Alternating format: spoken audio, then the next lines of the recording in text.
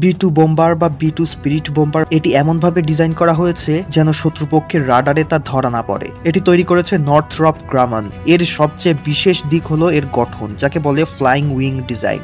মানে পুরো বিমানটা দেখতে একটানা উড়ন্ত পাখির মতো দেখায়। এর কোনো আলাদা লেজ বা উঁচু ফিউজেলাজ নেই। এই ধরনের ডিজাইন মূলত বাতাসে সঠিকভাবে ভেসে থাকার জন্য উপযুক্ত এবং এতে বিমানের ড্র্যাগ কমে যায়, ফলে জ্বালানি কম খরচ হয়। একই সাথে রাডার সিগন্যালেও ধরা পড়ার সম্ভাবনা অনেকটাই কমে যায়। এই সব কিছু বিবেচনা করে B2 এর ডিজাইন এরকম উড়ন্ত পাখির মতো করা হয়েছে।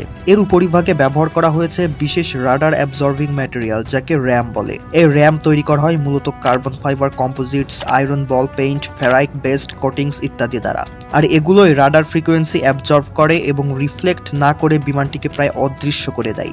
বিমানের প্রতিটি কোণ এমনভাবে বাঁকানো, অর্থাৎ এডজ শেপিং করা, যাতে রাডার ওয়েভ যখন এতে পড়ে তখন সেটা সোজা ফিরে না গিয়ে ভেঙে ছড়িয়ে পড়ে। ফলে রাডারে বিমানের স্পষ্ট কোনো ছাপ তৈরি হয় না। এর ফলে বিমানের রাডার ক্রস সেকশন অর্থাৎ RCS এতটাই কমে যায় যে সেটি রাডারে একটা ছোট্ট পাখির মতো দেখায়। এখানে শুধু রাডার থেকে লুকিয়ে থাকা নয়, রয়েছে ইনফ্রারেড সিগনেচার রিডাকশন ব্যবস্থাও। মানে এই বিমান যখন আকাশে ফ্লাই করে তখন এর ইঞ্জিন থেকে যে গরম বাতাস বের হয় সেটা শত্রুর ইনফ্রারেড সেন্সরে ধরা পড়ে না। এজন্য ইঞ্জিনগুলোকে বিমানের ভিতরে লুকিয়ে রাখা হয়েছে এবং এমনভাবে ডিজাইন করা হয়েছে যাতে এক্সস্ট সিস্টেম ঠান্ডা থাকে। B2 স্পিরিটের ইঞ্জিনের নাম হচ্ছে জেনারেল ইলেকট্রিক F118GE100 টার্বোফ্যান, যা উচ্চ ক্ষমতা সম্পন্ন হলেও শব্দ এবং তাপ কম উৎপন্ন করে। এছাড়াও এতে রয়েছে 4টি ইঞ্জিন, তবে এগুলো বিমানের ভিতরের দিকে লুকিয়ে রাখা হয়েছে এবং তাপকে চতুর্দিকে ছড়িয়ে দেওয়ার জন্য ব্যবহার করা হয়েছে ইনফ্রারেড সাপ্রেশন সিস্টেম।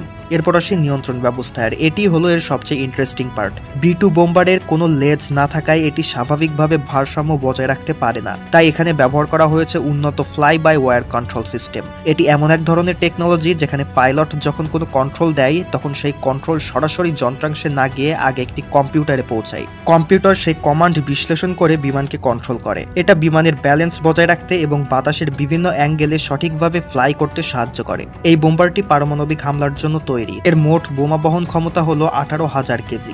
এই বিমান একটানা প্রায় 11,000 কিলোমিটার পর্যন্ত উঠতে পারে, আর মাঝপথে এয়ার রিফিউলিং করলে এটি পৃথিবীর যে কোনো প্রান্তেই পৌঁছে যেতে পারে। এর সর্বোচ্চ গতি 1010 কিলোমিটার পার আওয়ার রেকর্ড করা হয়েছে এবং এটি সাধারণত উচ্চমাত্রার গোপন মিশনে ব্যবহার করা হয়। সবশেষে B2 স্পিরিট বোম্বার তৈরি করতে ব্যবহার করা হয়েছে digital physics, aerodynamic system, material science, computer science এবং থার্মোডাইনামিক্সের সমন্বয়ে।